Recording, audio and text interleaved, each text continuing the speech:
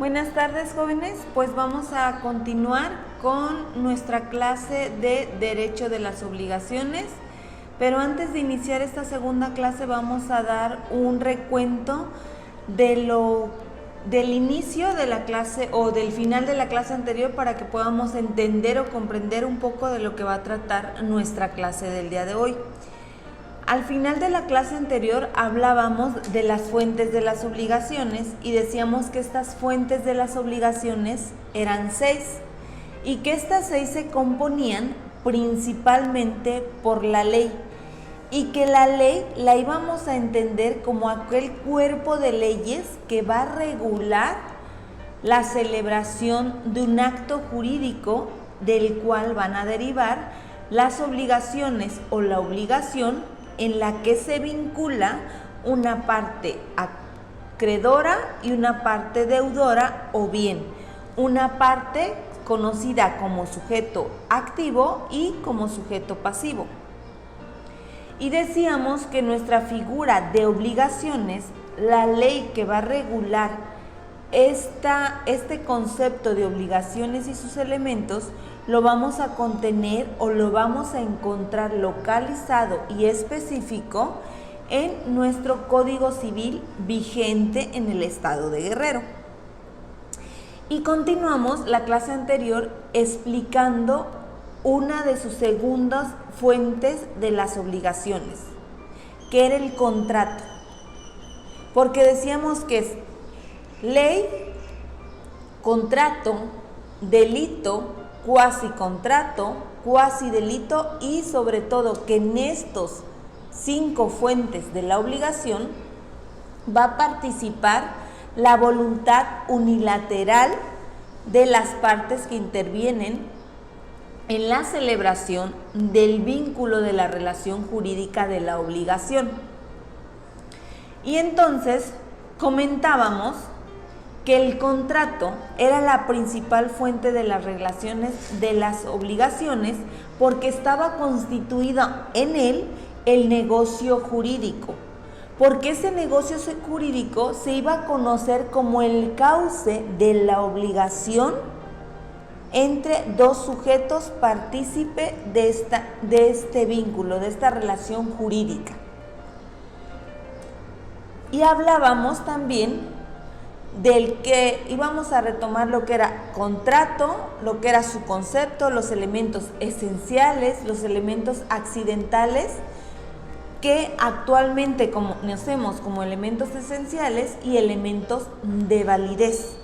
Y sobre todo la clasificación de estos contratos, porque recordemos que el tema de contratos es un tema demasiado amplio, pero en esta clase y en este bimestre nos vamos a enfocar únicamente al contrato como fuente de la obligación, al contrato como el acto que va a emanar una obligación entre dos sujetos.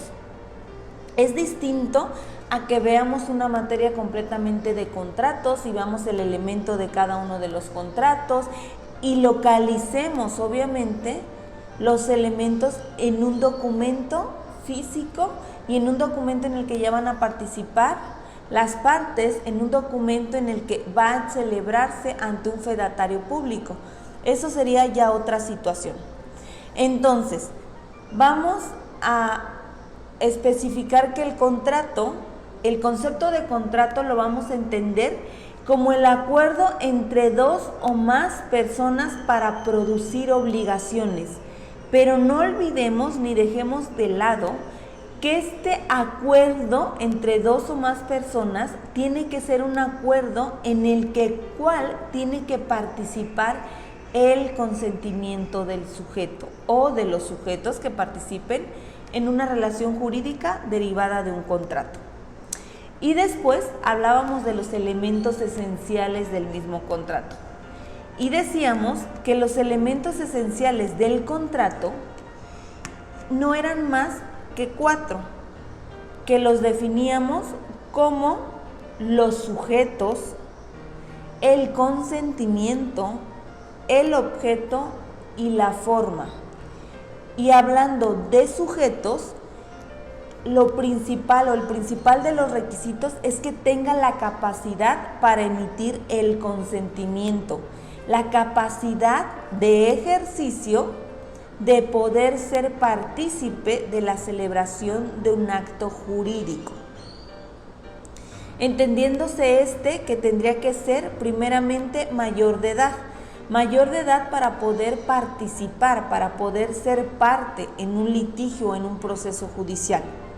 Segundo, que cumplieras con los lineamientos que te exige la ley, que fueras obviamente propietario del objeto que pertenece o que pretendes vincular a la relación jurídica. Y en estos sujetos vamos a retomar nuevamente que estos dos sujetos son el sujeto activo y el sujeto pasivo.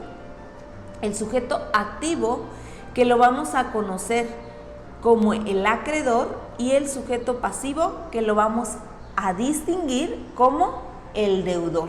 Y decíamos que el activo es aquel que tiene el derecho de solicitar se dé cumplimiento a la obligación, mientras que el pasivo va a ser aquel sujeto el cual tiene que cumplir con una determinada obligación a favor de su acreedor.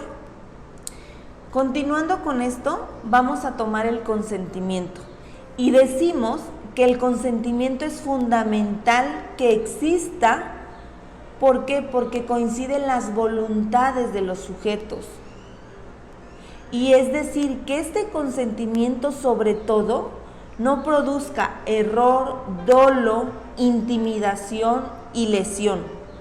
Es decir, esto va ligado a que el sujeto partícipe de una relación jurídica no sea ignorante y no funja en ello la extrema necesidad. Es decir, primero, que no desconozca el alcance jurídico que va a tener la celebración del acto jurídico del cual derivaría una obligación.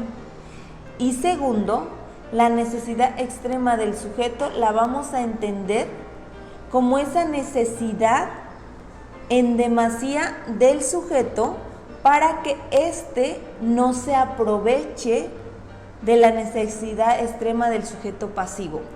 En este caso, podemos poner como ejemplo la venta de un bien inmueble, que un avalúo realizado al bien inmueble, un avalúo comercial, arroja que el valor real del inmueble es de 3,5 millones.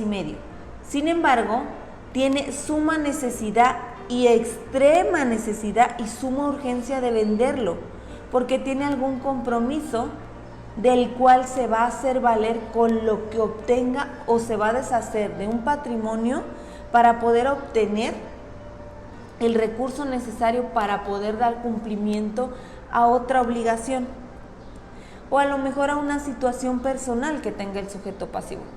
Sin embargo, resulta que encuentra un comprador, pero el comprador lo más que le puede ofrecer es 1,5 millones. 1,5 millones que no es ni la mitad del valor real del inmueble. 1,5 millones del cual se está basando la parte acreedora, en este caso el comprador, para hacerse de un patrimonio a bajísimo costo, aprovechándose de la necesidad extrema con la que cuenta el vendedor. Entonces, esos son esos vicios que debemos de no, o de buscar la forma de que no se lleven a cabo. Esos vicios que van a poder dar elementos suficientes para que el acto celebrado, el acto jurídico celebrado, sea objeto de alguna nulidad. Una nulidad que se puede suscitar al poco o largo plazo, corto o largo plazo, pero que puede ser raíz de alguna nulidad sobre el acto jurídico, sobre la escritura, sobre la compraventa. ¿Por qué? Porque ejerces vicios, te aprovechas de la extrema necesidad del sujeto que participa, porque participa el dolo, la mala fe del que actúa. Y la mala fe la vamos a relacionar, jóvenes, con el hecho de la necesidad extrema del sujeto. Yo, acreedor, yo, comprador, me estoy aprovechando, estoy actuando de mala fe, estoy actuando con que su consentimiento sea viciado, que cuente yo con los elementos necesarios para poder adquirir un bien inmueble a muy bajo costo. Y después continuamos con el objeto.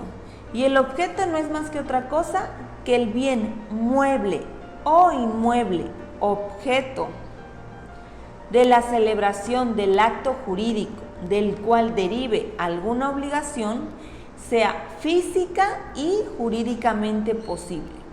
Física, que sea determinado y determinable, es decir, que lo tengas ubicado, que sepas dónde y cómo está, en qué condiciones. Y jurídicamente posible es que no emane dicho acto de una actividad ilícita, de una actividad que vulnere o violente el consentimiento de alguna de las partes. Y no por engaño, error o dolo vamos a ver un consentimiento viciado, un consentimiento que al final del día nos tenga como consecuencias jurídicas la nulidad del acto. Y la forma. La forma es la manera de manifestar el consentimiento. ¿Y cómo vas a manifestar el consentimiento?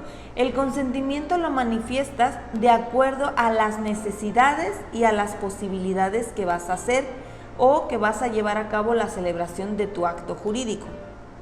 Entendamos esto como el hecho de que si vas a celebrar tu contrato ante un fedatario público o bien vas a celebrar tu acto jurídico entre particulares, ¿cuál de los dos actos jurídicos va a tener mayor valor, mayor fundamento jurídico? Quizás la estructura de un contrato privado no carezca de ninguno de los elementos, pero no hay como que un fedatario público, aquel que el Estado le otorgó la potestad de poder dar fe pública sobre actos jurídicos, sea partícipe de la celebración de una compraventa. Esto es que debería ser ante un notario público para que él nos dé los lineamientos y siga sobre todo los requisitos y los elementos que nos estipula el Código Civil del Estado. Y entonces estos, jóvenes, son los elementos esenciales. Ya vimos el concepto, los elementos esenciales, y ahorita vamos con los elementos accidentales o de validez, que actualmente los conocemos. Y estos elementos accidentales no son más que tres situaciones: el término, la condición y el modo. Es decir, el término es un acontecimiento futuro de realización cierta, suspensivo si da inicio o extintivo si se resuelve de fecha cierta o incierta, es decir, cierto y conocido. Si tenemos fecha estipulada para la celebración del contrato, si es un elemento que se va a otorgar, si es un contrato que ya tenemos fecha cierta y conocida, si es un contrato a futuro, que solo tenemos una fecha pactada, si es algo que se va a extinguir, es decir, también podemos celebrar contratos para extinción de obligaciones. Digamos que celebramos un contrato de hipoteca. El contrato de hipoteca va a ser un contrato que tiene fecha cierta y conocida. Y ahora vamos a celebrar un contrato extintivo, es decir, donde se extingue la relación o la obligación jurídica entre la parte acreedora y la parte deudora. Entonces, conocemos a este contrato como contrato extintivo, contrato de extinción de las obligaciones entre las partes. Otro de los elementos es la condición. Y la condición va a ser el acontecimiento futuro de realización cierta e inicio y terminación. Y en este vamos a poner, por ejemplo, el contrato de hipoteca del que hablábamos con anterioridad. Es porque tiene una fecha conocida, fecha de inicio, una fecha de terminación y la forma del cumplimiento de dicha obligación. Eso es tener un contrato cierto, un contrato conocido. Y ahora vamos a hablar del modo. Del modo vamos a entenderlo como la carga o gravamen que debía cumplir cada una de las partes, es decir, cuánto tengo yo que pagar por un bien inmueble adquirido y qué tienes que hacer tú al momento de que yo cumpla con la totalidad de pago. Primero, si es compraventa, tú me pagas y yo te firmo tu escritura de compraventa, en donde transfiero la propiedad del bien inmueble, en donde se va a llevar a cabo una traslación de dominio. Esa es una obligación. Otra obligación más pudiera ser que al momento en el que yo celebre un contrato hipotecario y concluya con mi cumplimiento de la obligación, es decir, con mi cumplimiento de pago, tú, acreedor, tienes la obligación de firmarme una cancelación de hipoteca en donde se estipule el cumplimiento de mi obligación y que de esa manera me libere. Entonces, en resumen, jóvenes, una de las fuentes más importantes de las obligaciones es el contrato. Y el contrato lo vamos a entender como el acuerdo de voluntades entre una o más personas con el cual vamos a producir obligaciones. Y vamos a tener elementos esenciales y elementos accidentales. Y los elementos esenciales van a ser los sujetos, el consentimiento, el objeto y la forma. Y los elementos accidentales que acabamos de explicar van a ser el término, la condición y el modo. Y ahora vamos a entrar de lleno a la clasificación de los contratos, no sin antes explicar a qué conocemos nosotros como los vicios del consentimiento. Los vicios del consentimiento ya explicamos que es cuando participa el dolo, el error y la mala fe de alguna de las partes que participan en la celebración del acto jurídico a celebrar. Ahora, entremos a los contratos de la época romana que se dividían solamente en dos. En la época romana teníamos división de dos contratos, que eran contratos nominados y contratos innominados. Y en la época romana entendíamos como los contratos nominados aquellos que el hombre de manera específica se encontraban citados en la ley, en la legislación, que tenían un nombre específico y condiciones de cómo deberíamos de cumplir con este contrato. Ahora, los contratos innominados eran aquella serie de relaciones contractuales atípicas en las cuales se compartían características distintas. Es decir, si un contrato nominado tenía nombre y características específicas, un contrato innominado carecía de esos elementos, es decir, de un nombre específico y de características específicas, sino que lo que tenían eran características distintas, características atípicas. Ahora, de acuerdo al derecho romano, nos decían que los contratos innominados, no tanto porque carecían de un nombre específico, sino porque algunos no tenían un elemento clave o característico. Y hablábamos la clase anterior de que en este contrato podíamos nosotros especificar el contrato de permuta, porque es un contrato atípico, porque es un contrato que das algo a cambio de una cosa. Y no por esto quiere decir que sea equivalente en la característica monetaria que mereces obtener por algo o por el acto jurídico derivado de la obligación, sino bien que puedes obtener algún beneficio derivado de un contrato de permuta. Y nos decía que estos contratos nominados son unos contratos que tenían una serie de relaciones contractuales atípicas que se compartían con dos características distintas. ¿Cuáles eran esas dos características distintas? Las dos características distintas nos hablaba del vínculo obligatorio.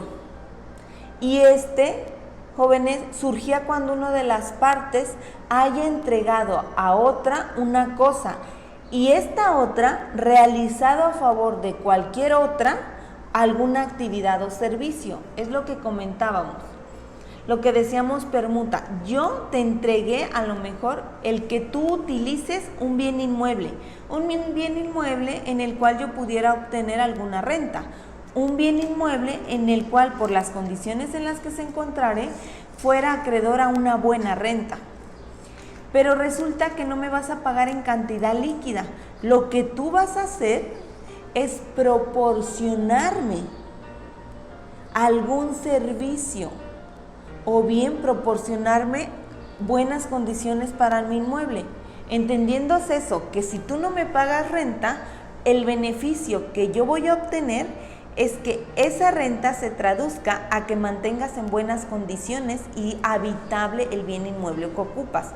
Que si tiene alguna imperfección el piso, que solventes esa situación.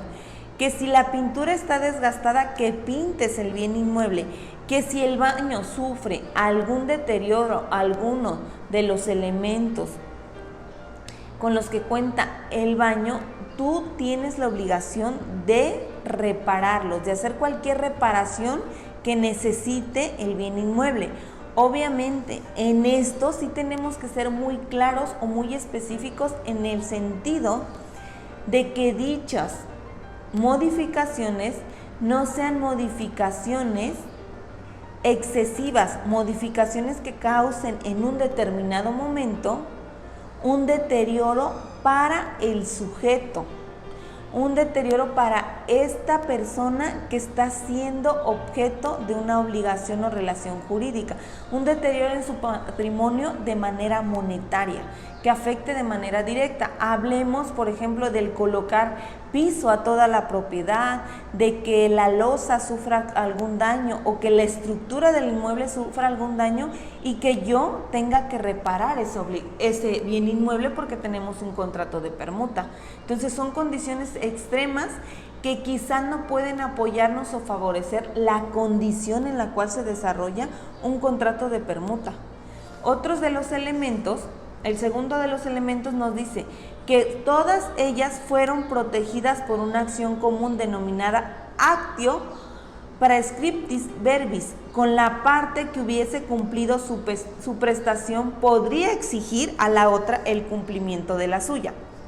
Es decir, yo, Nayeli, estoy cumpliendo con la obligación de proporcionarte las llaves que te dan acceso al bien inmueble y más aún, yo cumplí con el beneficio que te pretendía otorgar, que era el que habitaras dicho inmueble.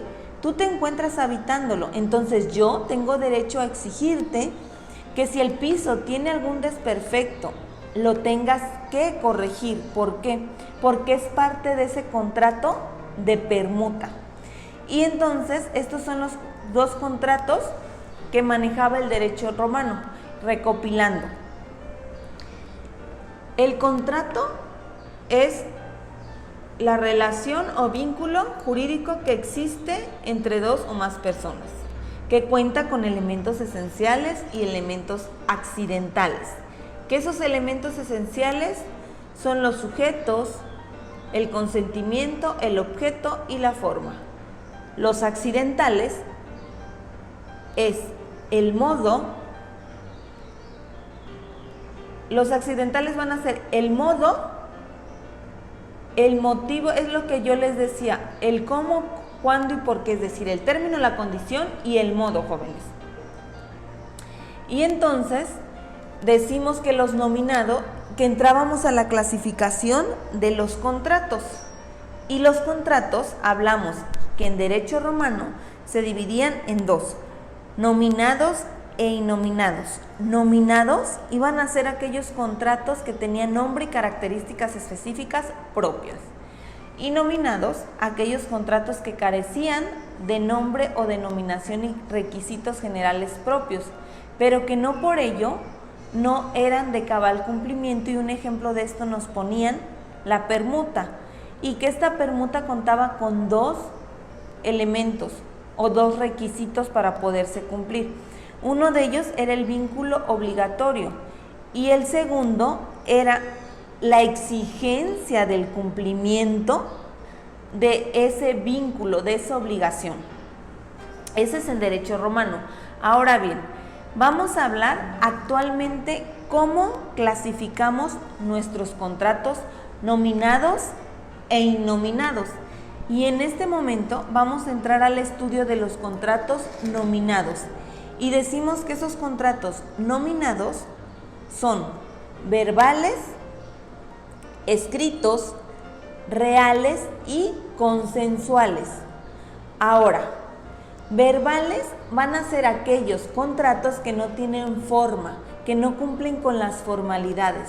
Aquellos contratos que se dan entre particulares cumpliendo requisitos mínimos como determinación del costo, determinación del pago, la fecha y el lugar de pago de un arrendamiento, pero que se hace formal en manera verbal, que no hay un documento que estipule las características o las condiciones por las cuales vamos a celebrar este contrato. Ese es un contrato verbal, aquel que no cuenta con la forma, que es uno de los elementos de los contratos, pero que en un proceso judicial es complicado, pero hasta cierto punto sí podemos lograr la acreditación de un contrato verbal. Ahora bien, vamos con los contratos escritos. Y los contratos escritos, jóvenes, van a ser aquellos contratos, obviamente, que cumplan con los elementos esenciales y los elementos accidentales que nos marca la clasificación. Esos elementos accidentales hoy en día son elementos de validez, es decir, lo que le da validez al acto jurídico que ustedes van a celebrar.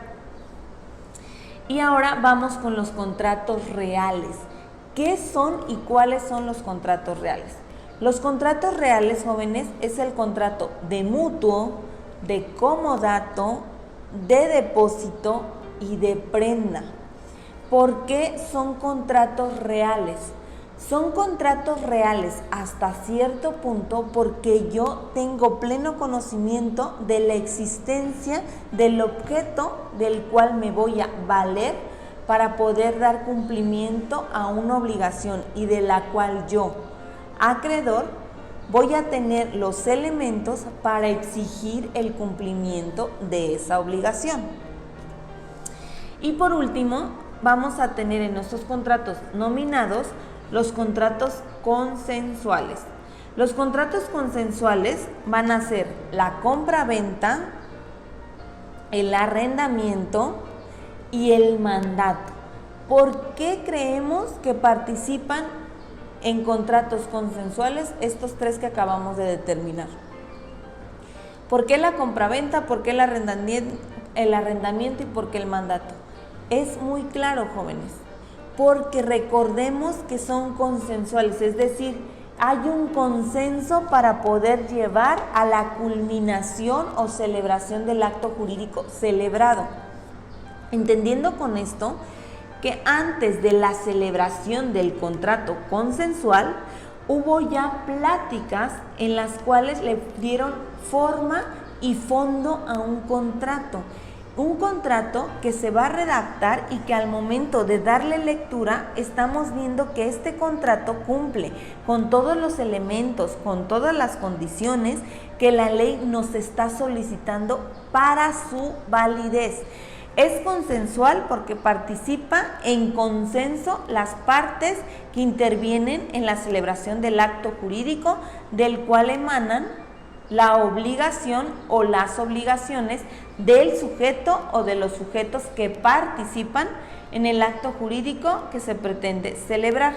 Entonces, recopilando, dijimos que en la época romana eran nominados e innominados.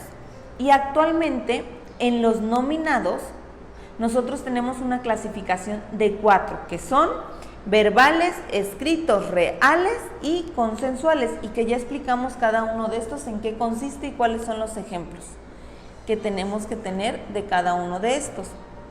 Ahora, jóvenes, vamos a entrar con los contratos que se agrupan como innominados. Y que dijimos que cuál era la diferencia entre un contrato nominado y un contrato innominado. Nominado porque tiene nombre cierto y conocido y características específicas para el cumplimiento de este contrato. Y nominado porque dijimos que no cuenta con las características o nombre específico pero si se detalla de manera específica, se puede lograr el llevar a cabo o el realizar un contrato innominado con sus características particulares, es decir, con sus particularidades. Y en este, jóvenes, vamos a tomar 3 formas o 3 maneras de desarrollar y comprender contratos innominados. Y la primera van a ser que es doy para que des, es decir, el caso más significativo es la permuta. ¿Por qué? A cambio de una cosa por otra, que es lo que mencionábamos. Sí es cierto que la legislación nos estipula la figura de permuta, pero es algo inusual, algo atípico en las condiciones en las que siempre se va a dar un contrato de permuta. Y un claro ejemplo de estos es que yo doy una cosa por otra que no a lo mejor en el mismo sentido valor, sino la utilidad de la que nos vamos a servir ambas partes. Tú te beneficias obteniendo un bien inmueble en el que vas a habitar y yo me beneficio en que ese inmueble, 1, no se encuentre deshabitado, 2, le hagas las mejoras que sean necesarias siempre y cuando, recordemos la excepción, no rebase o afecte de manera sustancial el patrimonio del sujeto pasivo. Ahora, hay otro elemento, otra característica, clasificación en la que nosotros denominamos como el doy para que hagas. Pero esto también se va a entender, jóvenes, como lo que habíamos platicado en relación a la permuta. Doy para que hagas. Yo te doy algo para que tú te obligues a hacer determinadas actividades, determinadas cuestiones. Esto es, que existen 2 sujetos, sujeto A y sujeto B. Y que de acuerdo al sujeto A, este entregará al sujeto B una determinada cosa. Y que el sujeto B, por la entrega o por el recibimiento de determinada cosa, debe realizar a favor del sujeto A actividades o servicios. Y decíamos que en la permuta pueden hacer o llevar a cabo actividades en beneficio del bien inmueble del cual te estás beneficiando de manera directa, o bien valerte de los servicios que te pueda proporcionar el sujeto pasivo, el sujeto deudor, el sujeto al que te debe o al que se debe obligar al cumplimiento de una determinada obligación. ¿Sale? Ahora, entendemos entonces el doy para que des como el doy para que hagas. Los entendemos como la misma figura. Sin embargo, si lo retomamos, el fin o el fondo de ambos va a dar el mismo resultado. Yo entrego algo para que tú hagas algo a cambio.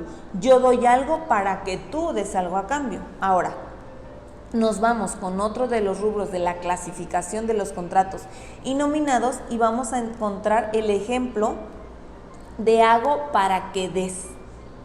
¿Por qué hago para que des? Y decíamos, nuevamente otro ejemplo, existe el sujeto A y el sujeto B. Y en el sujeto A y el sujeto B vamos a hablar que el sujeto A, primero es algo consensuado, ya acordaron. Entonces, acuerdan que el sujeto A prestará un servicio al sujeto B, el cual le entregará a cambio una cosa. Es decir, la gran diferencia de una permuta es que primero yo te entrego algo para que yo reciba un servicio con posterioridad o tú hagas algo a cambio de lo que yo te estoy otorgando. Mientras que el ejemplo o la hipótesis del que hago para que des significa que primero yo, sujeto activo o sujeto acreedor, tengo que entregarte algo para que tú cumplas con el servicio. Es decir, primero en el doy para que des y hago para que hagas, es que yo te entrego y tú cumplas. En este supuesto de hago para que des, es que yo, sujeto A, voy a prestarte un servicio al B para que ahora sí tú puedas entregarme o bien puedas cumplir con la obligación. Esa es una de las grandes diferencias. Ahora, otra última, vamos a hacer el hago para que hagas. Hago para que hagas.